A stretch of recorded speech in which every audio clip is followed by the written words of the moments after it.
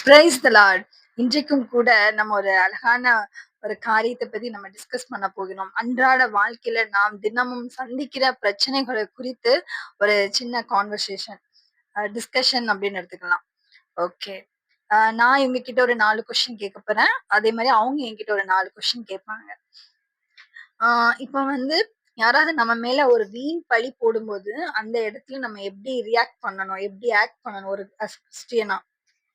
வீண் பழி போடுறவங்க நம்ம சொல்றத கேட்கறதுக்கு நிதானத்தோட இருப்பாங்க அப்படின்னா, நம்ம வந்து அவங்கள்ட்ட காரியங்கள தெளிவா சொல்லிக் குடுத்தா அவங்க புரிஞ்சுப்பாங்கன்னா, அதோட அந்த இது முடிஞ்சிரும்.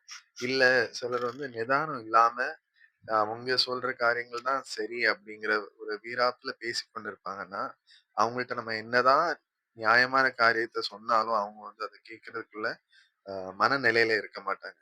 அவங்க அத எப்பவுமே அதுலயுமே ஒரு குற்றத்த சொல்லி, அதுலருந்து திருப்பியும் தாண்டி தான் நம்ம மேல குற்றம் தான் சொல்லுவாங்க.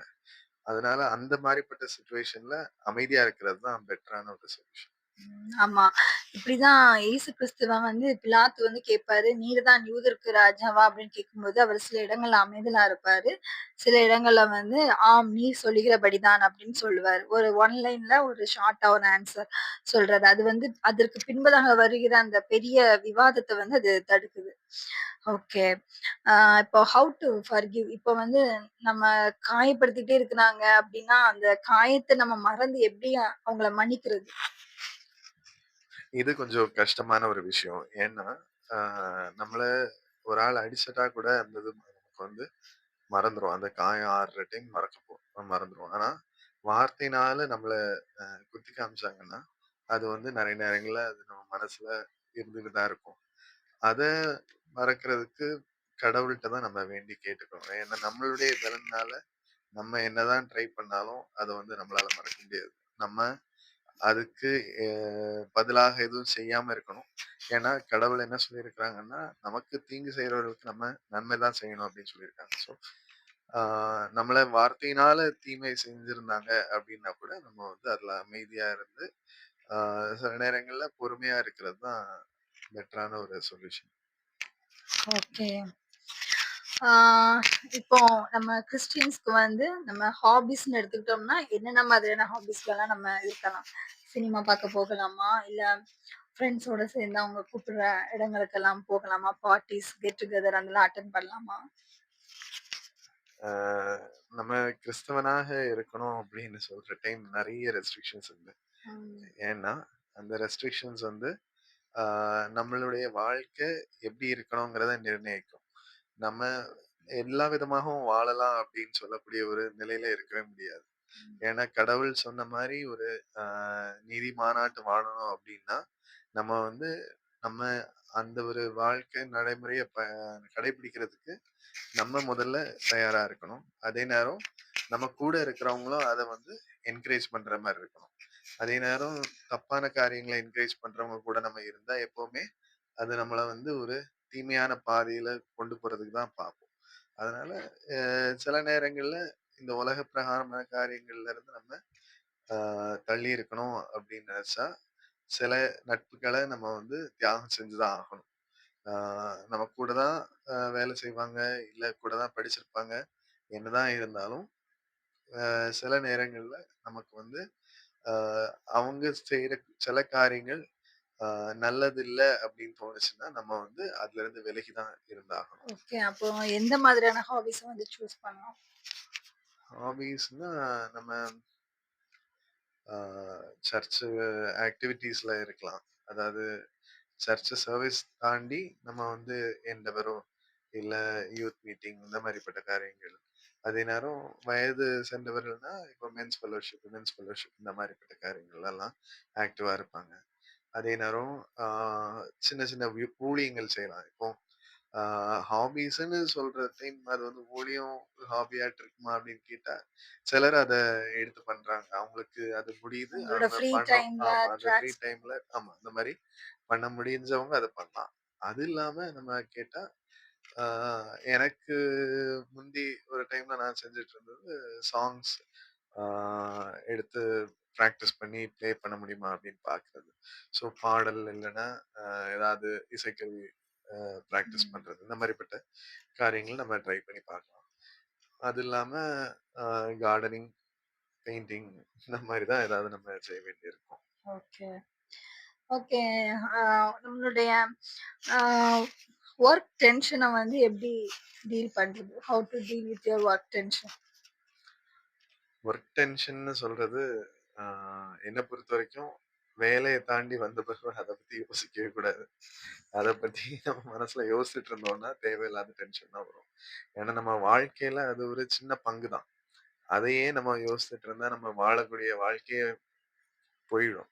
ஸோ அதனால அத நம்ம வேலை செய்ற நேரங்கள்ல ஏதாவது காரியங்கள் இருந்தா, அத பத்தி அப்புறமா யோசிக்கணும். அதுக்கு தேவையான காரியங்கள செய்யணும். அத தாண்டி நம்ம வர்ற டைம், ஆ வீட்டுக்கு வந்தாச்சுன்னா, நம்ம ஒரு குடும்பத்துல நமக்கு என்ன பொறுப்பு இருக்கோ, அந்த பொறுப்புக்கு ஏத்தவாறு நம்ம வாழ்றது தான் சரியானது. வேலையில உள்ள காரியங்கள வீட்டுக்கு கொண்டு வரக்கூடாது என்ன கேட்டா. அப்பப்ப வொர்க்குக்கு நம்ம கொஞ்சம் லீவ் எடுத்துக்கலாமா? ஆ இந்த காலத்துல லீவுங்கிறது ரொம்ப ஒரு அபூர்வமான விஷயம் ஆயிடுச்சு. ஏன்னா, ஆ ஒரு நாள் லீவ் எடுக்கிறதா இருந்தாலுமே அது ஒரு பெரிய குற்றமான ஒரு செயலாட்டு தான் இப்போ அ இது செய்றாங்க. ஆனா என்ன பொறுத்தவரைக்கும் நமக்கு நம்ம சிச்சுவேஷன் எப்படி இருக்குது? அதுக்கு ஏத்தாப்புல நம்ம லீவ் எடுக்க முடியும்னா லீவ் எடுத்துக்கலாம். ஆமா. ஆனா முக்கியமான நேரத்துல நம்ம லீவ் எடுத்து தான் ஆகணும். இப்போ ஒரு ஒய்ஃப்க்கு உடம்பு சரியில்ல, இல்ல பேரண்ட்ஸ்க்கு உடம்பு சரியில்ல, இல்ல பிள்ளைங்களுக்கு முடியாம இருக்கும்போது, நம்ம கண்டிப்பா அந்த இடத்துல நம்ம ஃபேமிலி பார்க்கணும். ஓகே. ஆ இப்போ இவங்க என்கிட்ட ஒரு 4 கொஸ்டின் கேட்பாங்க. ம். ஆம், கிறிஸ்தவ குடும்பத்துல சண்டை வருமா? சண்டை வந்தா அதை எப்படி தீர்க்கிறது? ஆ கண்டிப்பா சண்டை வரும். ஏன்னா, எல்லாரோட லைஃப்லயுமே ஒரு சண்டைகள் மூலமா தான் அந்த புரிதல் நமக்கு வந்து கிடைக்குது. அதனால சண்டைகள வந்து தவிர்க்க முடியாது. ஆனா, அ வேதத்தின் அடிப்படையில பார்த்தோம் அப்டின்னா, சூரியன் வந்து மறைவதற்குள்ளாக அந்த இரவு வர்றதுக்கு முன்பதாக அந்த கோபங்கள் எல்லாம் தணிய கடவுது அப்டின்னு சொல்லி ஆண்டவர் சொல்றாங்க. மிஞ்சும் கோபத்தை கடவுள் அடக்குகிறார் அப்டின்னு வேதம் நமக்கு சொல்லுது. ஸோ வந்து என்ன ஃபைட் வந்திருந்தாலும், அந்த கோபங்கள நமக்குள்ள வர்ற அந்த கோபங்கள கொஞ்ச நேரம் கழித்து நம்ம அத வந்து நம்ம நாமே அத கொஞ்சம் கண்ட்ரோல் பண்ணி தான் ஆகணும். ஆ ஆ மன்னிக்க முடியாத காரியம்னு எதுவுமே கிடையாது. ஆ அவ்வளவு பெரிய குற்றங்கள் சிலது இருக்கலாம். ஆ ஆனா குடும்பத்துக்குள்ள யூசுவலா வர்றது அ சின்ன சின்ன மனஸ்தாபங்களும், அதே நேரம் எந்த ஒரு மொமெண்ட்ல நம்ம எடுத்தெறிஞ்சு பேசுறதோ, இல்ல வார்த்தைகள விடுறதோ தான் இருக்கும். ஸோ அந்த லெவல்ல தான் இருக்குது அப்டின்னா, அத மன்னிக்கிறதுல பெரிய அ கஷ்டம் இருக்காதுன்னு தான் நானும் நினைக்கிறேன். ஆமா. ஆ அதே மாரி கடவுள்கிட்ட க்ளோஸா இருந்தா, நம்ம வந்து எப்பவுமே நம்மளுடைய மனதுல அ சமாதானம் பண்ணக்கூடிய ஆவி இருக்கும். அப்படிப்பட்ட ஒரு நிலைமை இருந்துச்சுன்னா, சண்டை வந்தாலும், அது அந்த இது முடிஞ்சு நம்ம நிதானம் வர்ற டைம், நம்ம வந்து எப்படினாலும் நம்ம மாறி மாறி நம்ம பேசி ஒப்புரவாகணும். அதுதான் சரியான ஒரு நிலைமை. ஓகே. Next question. அடுத்த கேள்வி, ஆம், வேலை பளுவின் மத்தியில நம்ம அ எப்படி குடும்பமாக இருப்பது? எப்படி சந்தோஷமாக டைம் ஸ்பெண்ட் டைம் பண்றது? Spend okay. பண்றது. வேலை பளுகள் மத்தியில எப்படி நம்ம டைம் ஸ்பெண்ட் பண்றது அப்படின்னு பார்த்தீங்க அப்படின்னா, இன் பிட்வீன் நம்ம வந்து கிடைக்கிற அந்த கொஞ்சம் கொஞ்சம் சின்ன ஃப்ரீ டைம்ஸ்ல வந்து நம்ம பேசிக்கலாம். ஒய்ஃப் கிட்ட ஹஸ்பண்ட் வந்து, "நீ என்ன பண்ணிட்டு இருக்க? என்ன செஞ்சுட்டு இருக்க? வீட்ல என்ன நடந்துட்டு இருக்கு?" அப்படிங்கிறத பத்தி கேட்கணும். அதே நேரத்துல ஒய்ஃப்மே வந்து கிடைக்கிற அந்த கொஞ் டைம்ல வந்து ஹஸ்பண்ட் கால் பண்ணி, "என்ன பண்றீங்க? எங்க இருக்கிறீங்க?" அம் அப்படின்னு கேட்கலாம். ஆ இதுல எனக்கு ஒரு முரண்பாடான ஒரு விஷயம் என்னன்னா, நான் வேலை செஞ்சுகிட்டு இருந்தேன்னா, அந்த நேரத்துல என்ட்ட பேசுற டைம் சில நேரங்கள்ல எனக்கு வந்து சரியான பதில் சொல்ல முடியாம இருக்கும். ஆ ஏன்னா நான் எங்க இருக்கிறேனோ அங்க இருக்கக்கூடிய வேலைய செய்யணும் அப்படின்னு நினைக்கிறேன். வேலையில இருக்கிற டைம் அந்த காரியங்கள பார்க்கணும். வீட்டுக்கு வந்துட்டு அதுக்கு பிறகு நம்ம வீட்டு குடும்ப காரியங்கள பார்க்கலாம் அப்படிங்கிறது தான் என்னோட ஆ ஸ்டாண்ட் பாயிண்ட். ஓகே. அதே மாரி ம்ஹ்ம். குடும்பத்துல எப்படி சமாதானத்த நிலைநாட்டுறது? ஆ இது வந்து கடவுளோட கிருபை இல்லன்னா முடியாது. ஏன்னா, இயேசு வந்து குடும்பத்துல தான் அந்த சமாதானமும், அந்த சந்தோஷமும் நிறைவா இருக்கும். அ என்னால ஒரு ஒய்ஃபால ஹஸ்பண்டுக்கு சமாதானத்த குடுக்க முடியாது. அதே மாரி ஒரு ஹஸ்பண்டால ஒய்ஃப்க்கு வந்து சமாதானத்த குடுக்க முடியாது. ஸோ வந்து இந்த குடும்பத்தில் சமாதானத்தை எப்படி காத்துக்கொள்ளணும் அப்டின்னா, அது வந்து கடவுளோட கிருப வேணும் முதலாவதாக. அவருடைய சமாதானம் வேணும். முக்கியமா ஒரு குடும்ப ஜெபம், ஒரு ஃபேமிலி பிரேயர் கண்டிப்பா இருக்கணும். ஆ எண்ட் ஆஃப் த டே நம்ம நாட்கள்ல நடந்த எல்லா விதமான கோபங்கள், ஃபைட், மிஸ் அண்டர்ஸ்டாண்டிங் இது எல்லாமே வந்து அந்த பிரேயர் டைம்ல, அந்த ஃபேமிலி பிரேயர் டைம்ல அது நமக்குள்ளாக மாற்றங்களை கொண்டுட்டு வரும். ம். அதே மாரி நம்ம சில ரோல வந்து நம்ம வந்து கடைபிடிக்கணும்னு தான் நான் என்ன கேட்டா சொல்லுவேன். ஏன்னா கடவுள் என்ன சொல்லியிருக்கிறாருன்னா, நம்ம வந்து அ ஆண்ட்ட மனைவியிடம் அ அன்பாட்டு இரு, மனைவியை நேசி அப்படின்னும், பெண்ணிடம் கணவனுக்கு கீழ்ப்படிந்து ஆ அவனுக்கு அ ரெஸ்பெக்ட் பண்ணணும் அப்படிங்கிற ஒரு ஆஸ்பெக்டும் கடவுள் சொல்லியிருக்கிற விஷயம். நம்ம அப்ப ஸோ கடவுள் வந்து ஃபர்ஸ்ட் என்ன சொல்லியிருக்காங்கன்னா, ஹஸ்பண்ட் கிட்ட லவ் யுவர் ஒய்ஃப்ன்னு சொல்லியிருக்காங்க. அப்போ ஆமா. அதுதான். ஹஸ்பண்ட்ஸ் வந்து என்ன செய்யணும் அப்டின்னா, உங்களோட ஒய்ஃப வந்து முதல்ல நீங்க லவ் பண்ணணும். ஆமா. அந்த அன்பு அந்த அந்த காண்பிக்கும்போது நேசத்த தான் சொல்றேன். ம். அந்த இந்த இத வந்து நம்ம மாறி, மாறி நம்ம செய்ற ஆமா. டைம், நெறைய நேரங்கள்ல அந்த சமாதானம் நம்ம அந்த மாரிப்பட்ட சிச்சுவேஷன்ல தானாவே வந்துரும். Okay, okay. Next question. ஆ பிள்ளைகளை வளர்ப்பது எப்படி? பிள்ளைகளை வளர்ப்பதில் எப்படின்னா, அது வந்து 2 பேருக்கும் முக்கியம் இருக்கு. அம்மாவுக்கும் இருக்கு, அப்பாவுக்கும் இருக்கு. பிள்ளைகள் வளர்க்கிறதுனால இப்போ உள்ள காலங்கள்ல என்ன நெனைக்கிறாங்கன்னா, அம்மா தான் வளர்க்கணும் அப்படின்னு நெனைக்கிறாங்க. அப்படி இல்ல. ஒரு குழந்தை உருவாகி வளருது அப்படின்னா, அந்த வீட்ல உள்ள எல்லாருக்கும் அதுல வந்து பங்கு இருக்கு. ஏன்னா குழந்தை வந்து சொல்லிக் குடுத்து வளர்றத விட, அது வந்து பார்த்து தான் அது வந்து கற்றுக்கொள்கிறது. ஆ குழந்தைங்க வந்து பாட்டி, தாத்தாவ பாக்குறாங்க. அப்பா, அம்மாவ பாக்குறாங்க. அப்பா என்ன பண்றாங்க? அப்பா எப்படி அம்மாவ ட்ரீட் பண்றாங்க? இந்த மாதிரியான எல்லா இதையுமே குழந்தைங்க வந்து கண்களால பாத்துட்டு இருக்காங்க. ஸோ வந்து அந்த பிள்ளைங்களுடைய வளர்ப்புல எல்லாரோட பங்கும் இருக்கு. அம்மா, அப்பா, தாத்தா, பாட்டி எல்லாருமே அதோட வந்து இன்வால்வ் ஆகுறாங்க. ஸோ வந்து அவங்களையும் அப்படிதான் நம்ம பிரேயர் பண்ணி தான் கர்த்தருக்குள்ளாக தான் நம்மளும் வளர்க்கணும். ஆண்டவர் என்ன போதித்திருக்கிறார் எல்லாம் வச்சு நம்ம சின்ன வயசுல இருந்தே நம்ம அவங்களுக்கு சொல்லிக் கொடுத்து நம்ம வளர்க்கணும். அவங்களையும் ஃபேமிலி பிரேயர்ல இன்க்ளூட் பண்ணணும். அவங்களுக்கு பிரேயர் பண்றது எப்படி, வொர்ஷிப் பண்றது எப்படி, அது எல்லா காரியத்தையும் நம்ம பிள்ளைகளுக்கு சிறிய வயதுல இருந்தே நம்ம அவங்களுக்கு கற்றுக் கொடுக்கும்போது, அவங்களும் கர்த்தருடைய பாதையில வழியில அவங்களும் நடப்பாங்க. ம்.